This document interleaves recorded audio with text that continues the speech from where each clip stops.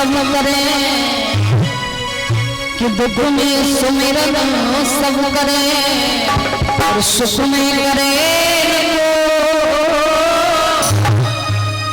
जो सुख में सुमिरन करे दुख गाए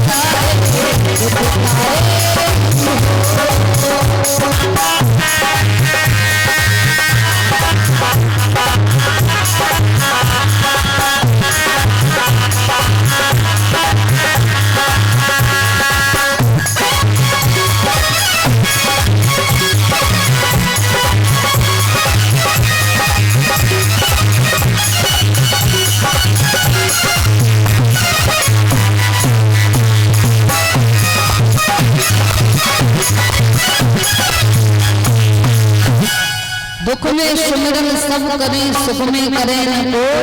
जो सुख में सुमिरन करे तो दुख का एक हो। दुख में सुमिरन सब करे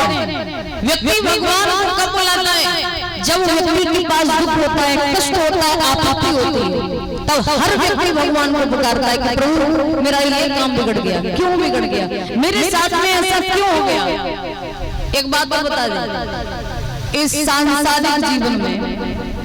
देखिए